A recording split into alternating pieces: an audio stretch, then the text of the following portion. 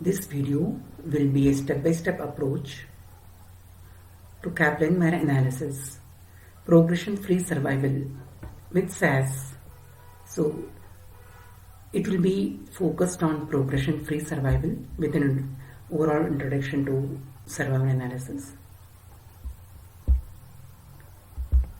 Let's see an example here. A patient got diagnosed of cancer in 2012, and following the diagnosis, the patient underwent a treatment such as chemotherapy, radiation, etc., surgical removal of cancer, and then the patient experienced a disease progression in 2016.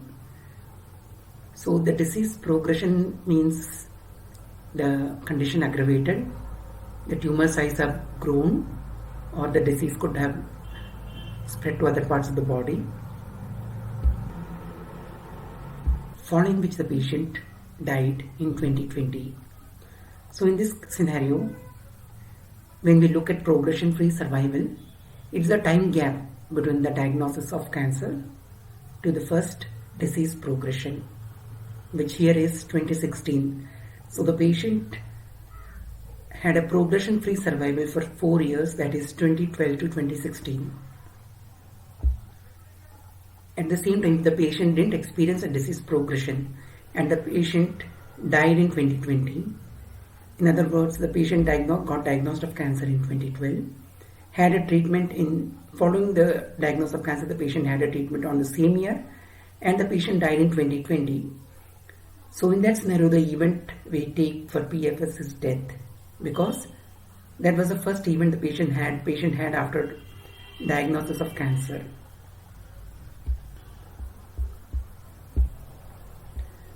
Now, what's the difference between PFS and OS? Progression-free survival is a length of time a patient lives with a disease without any signs of progression. Without any signs of progression means the tumor size has not increased, the disease has not spread to other parts of the body, etc. Here the event could be progression or death. It could be either of the two. What's the difference between progression-free survival and overall survival? In overall survival, the event is always death. On the other hand, in progression-free survival, the event could be progression or death. It could be either of the two, whichever comes first. In other words, if a patient has both progression dates and death date, in that scenario, we will always go for the progression date, because the progression always precedes death. When we perform PFS or OS, we usually use Kaplan-Meier approach to survival analysis. Kaplan-Meier approach is a non-parametric approach, and it's a non-parametric approach because here the data is not normally distributed. Let's look at an example. And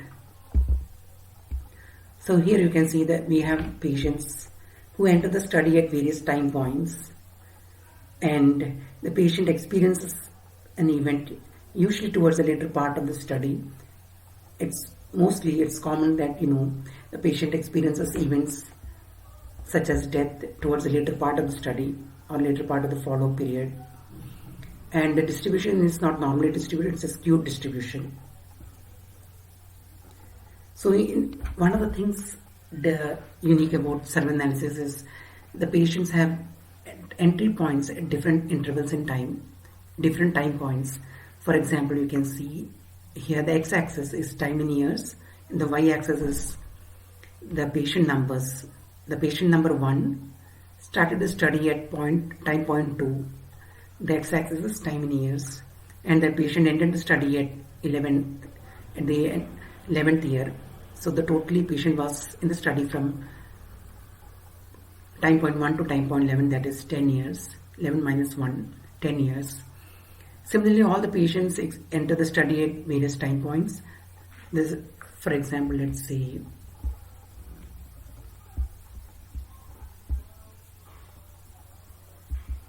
patient number 2 here. The patient number 2 has an event but started earlier than patient number 1. So when we do a perform a survival analysis, automatically all these starting points are reset, as you see in this second graph over here. So the second graph over here, you can see that the time for all patients, the starting point has been reset. Here in the first graph, all the patients started different time points, but here on the other hand, you can see in the second graph here, the starting point reset for all the patients. So that is unique about survival analysis. The other important thing that I would like to discuss is censoring and event. We have a study, every study has a time period, a starting point and an ending point. So here you can see the x-axis, it's in time, that it's the time variable. So it can be time in months or time in years. So we have a measurement starting at a particular point in time and the measurement ending at another point in time. So this particular time period is the beginning and ending of the study. Some of the patients may start on the start of the study and the patient may experience an event during the study period. So that those patients are called as patients experiencing having an event. On the other hand, there are patients you can see in blue color. So the blue color lines with a question mark at the end. So these patients didn't have an event. One of them didn't have an event during the study period and the other completed the study without experiencing an event. So the first blue line you see, that particular patient didn't have an event and he dropped out of the study. We don't know what happened to the patient after that. All we know is that he was there partially during the study period, but he dropped out and may or may not have had an event. But it's something unknown to us, and this patient is called as censored. And the second patient in blue line, the long line. So this patient completed the study without an event, and we don't know what might have happened to the patient after the completion of the study period, which is the measurement end date. After the measurement end date, we don't know what happened to the patient. The patient might have had an event or may not have had an event. So in that scenario, the second blue line that you see here, so here the second blue line that you see, this particular line. So this particular patient is called as right censored because we don't know what happened to the patient after the patient joined the study. That is, we knew that the patient was free of any events before he joined the study, but we don't know what might have happened after he dropped out. Either he dropped out or after he completed the study, and we don't know what happened to the patient. In that case, we call it right censored. On the other hand, there are patients who might have had an event even before they joined the study, but we don't know what really happened to those patients before they entered the study. The starting point is here and the ending point is here.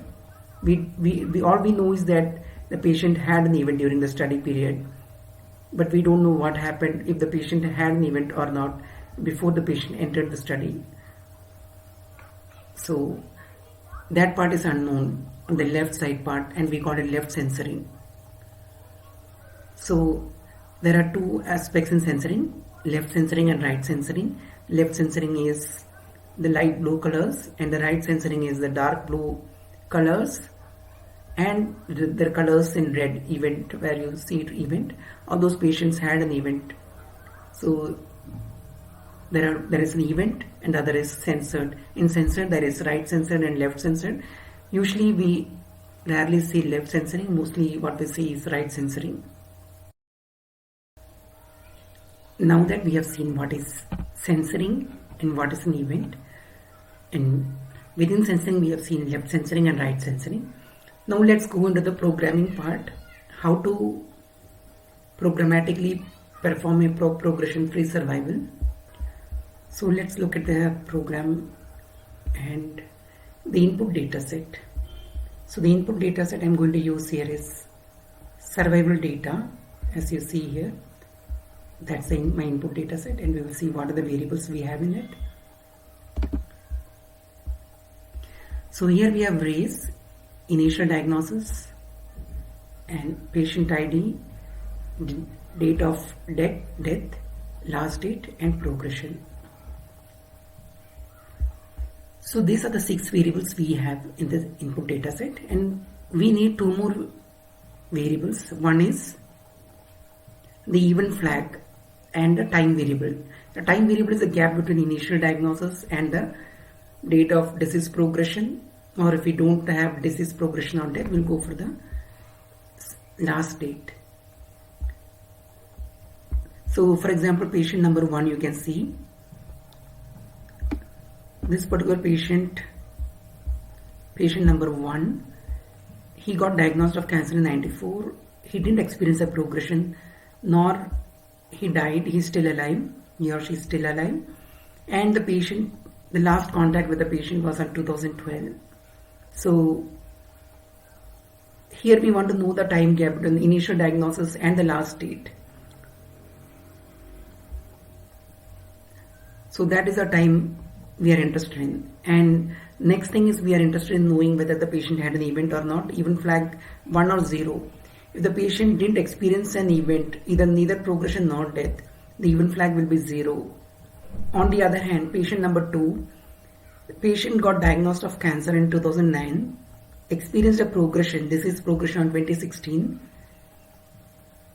and now the patient has a progression. The time gap is between 2009 and 2016.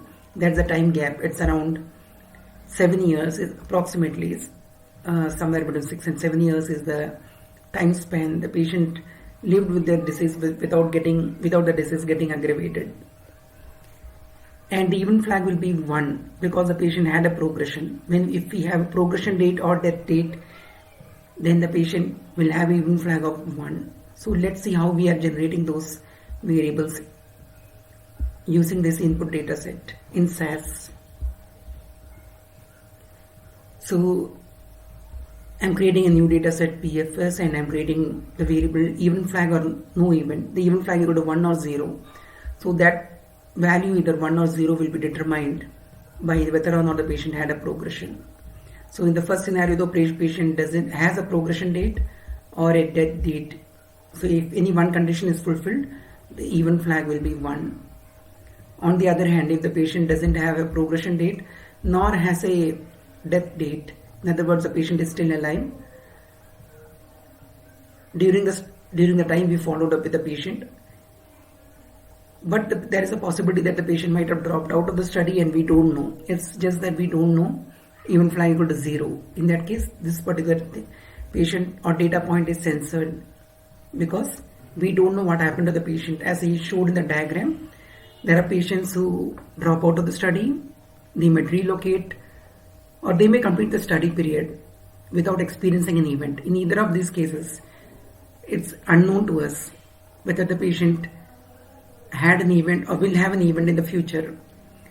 If the patient completed the study period, all we know is that the patient didn't have an event, but the patient may experience an event after the study period.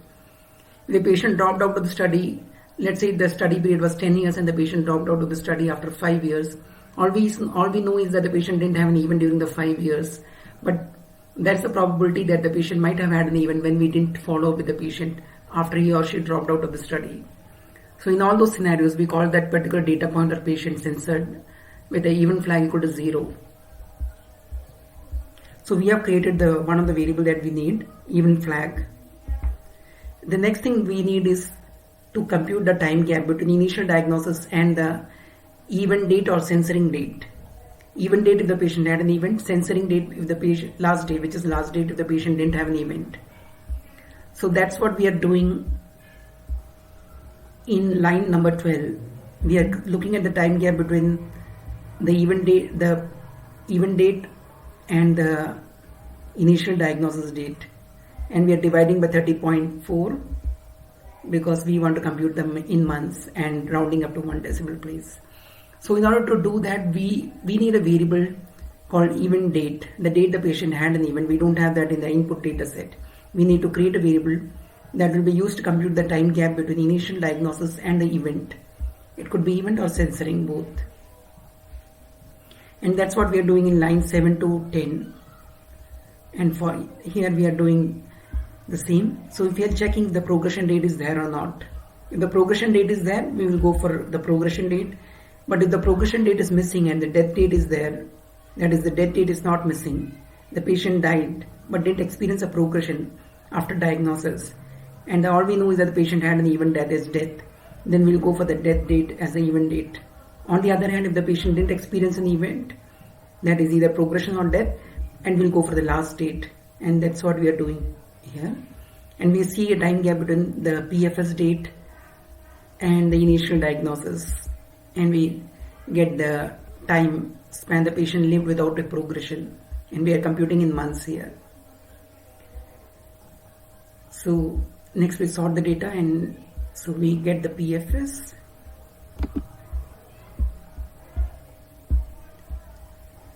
So let's look at the log and then go for the PFS data. So this is the two variables that I have created, and this is an intermediate. PFS data is an intermediate data set that is used to create the time in months. The next step is to pass this data set in PROC-Life test. PROC-Life test is a test we are going to use for performing a progression-free survival. When we perform the PROC-Life test, we pass the data set PFS, which is the data set we just created. And when we pass this data set in PROC-Life test, we get a couple of data sets, and we are interested in particularly the means. The data set is called outputted data set is called means, quartiles, censored summary, and home test. So we will capture this data information generated in the means data set in the mean table, the quartiles in quart, censored summary into event data set. So these data sets are already, we are just assigning a name to a table where this information, the mean information, will be captured. Quartiles is the median. 50th quart, 50 percentile is the median, 25 percentile, 50 percentile, 75 percentile. So we will capture that information in quart table and so on. So when the data set we pass is PFS, the method we use is Kaplan-Meier, and we are interested in generating a plot. We want to see the plot, and we have a time variable. The time is time gap between initial diagnosis and the event or censoring date. The event flag, whether the patient had an event or did not have an event. And this is optional if you're you're trying to compare two cohorts, we can use strata. So let me show you what happens when I run without strata. So this is, I get an overall line. So this is the information. Here there is only one cohort. Overall there is just one group. But if I want to stratify them, I want to categorize them by race. In that case, I can just add strata as race. In other words, I want to know what's the survival time for African American versus white, and I want to perform a log rank test, which is a non-parametric test, in order to see if there is a significant difference between the median survival time between African Americans versus white. So in the input data set, I have a variable called race, which has black and African American and white patients. So if I want to see which of these two cohorts have a better survival time, then I have to give a stratification variable with race, and I want to see if it's significant or not, and I will perform a log rank test. So let me run this particular section with the stratification variable, and here I get both African American and white patients. You can see here it's white, and here it's African American black. So I'm getting both the cohorts.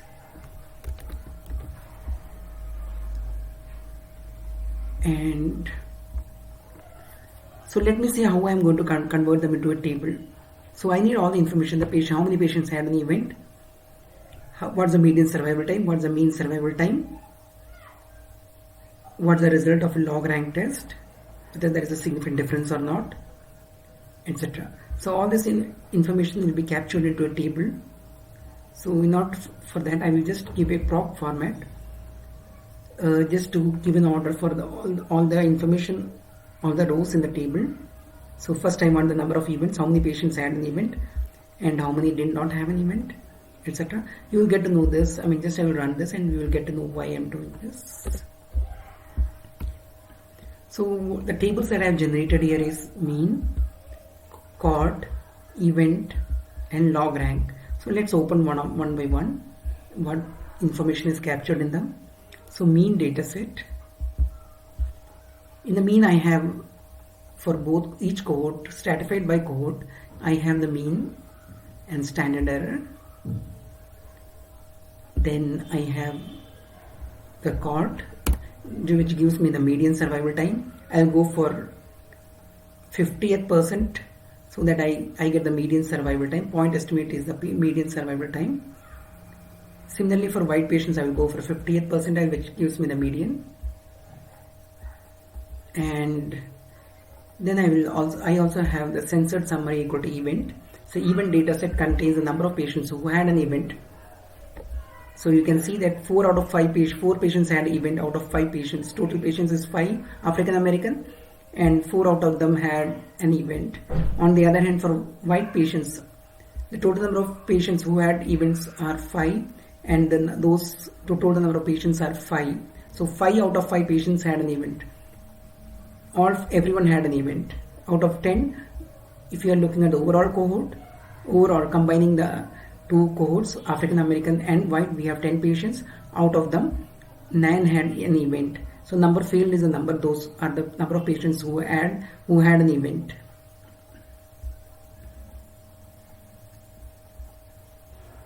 So we have seen that, as well as we have log rank test, and this particular data set gives us a probability value which tells whether there is a significant difference between the two cohorts, African American versus white.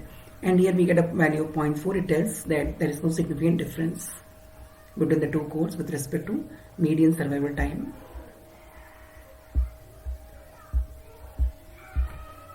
And so next thing we do is combining the data sets. So I will not go in detail where we are merging the data sets, mean the quartiles.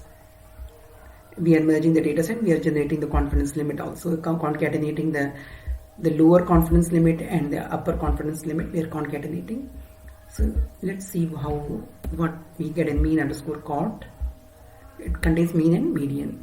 So here I have the mean and here I have the median, and the upper and lower confidence limit concatenated into CL 95% confidence limit within the alpha of 0.05. It means there is 95% confidence.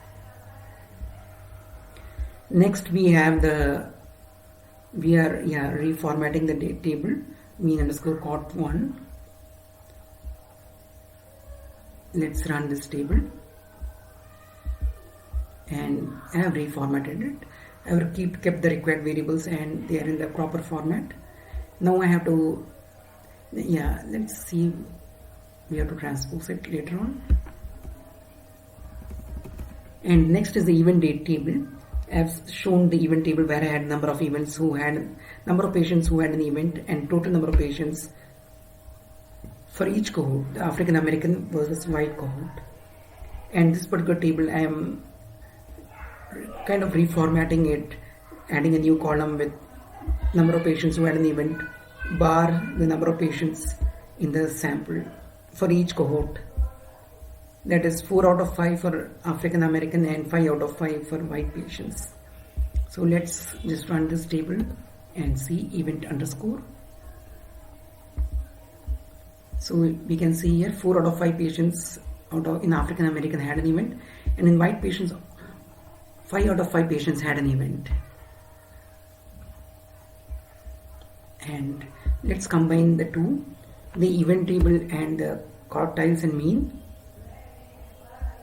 and I get the DS. So I have event information, the mean information about the mean, the quartiles, that is median. When I say quartile, it's median here. And the other next thing that I want to do is to transpose the date table ds underscore t, and so that the information is, I have two columns, African American and white. So I have created two columns here. Column number 1, rename black and African American is considered as column 1, black or African American is called 1, and white is called 2. So let's go and see the table ds underscore t, and we can see that we have call 1, which is African American patients, and call 2 is for white patients. So we have properly transposed that, created a table now. And one more information we need is the log rank test. That is a p-value. That's something that I want to add to this table. And so for that, I will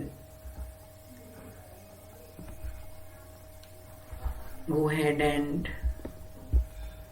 sort the table and compute the p-value. P-value is already there. All I need to do is to format it.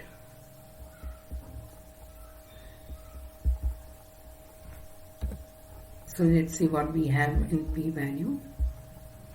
P-val.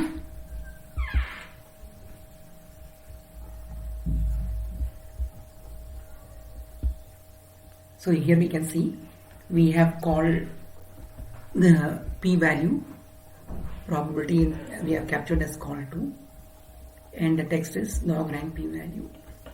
So it's just reformatting the tables that I already generated in proc live test. The event, censored summary code event, so event table, mean, quartiles, log rank. So all these were already created. That's something I'm just merging them, setting them. So it's more of reformatting all those data sets and finally coming up with the final data set and has all this information in a proper format. So here is the log rank p-value that I just concatenated with the existing table. So with all the information, number of patients, number of events, mean, standard deviation, median, confidence limit, 95% confidence limit interval of the median, and the log rank p-value. So all this information has been captured properly into a table. Now the next thing I want is to generate a report in an RTF file with all the same information. So I am computing the big N, the total number of patients in white cohort and African American cohort. I am getting that information into a macro variables, N1 and N2 macro variables. I got that, captured that information, and I am generating RTF format using a proc report. So let's run this and see how the report looks like. Get the macro variable value. Alright, we got n equal to 5 here and n equal to 5 here.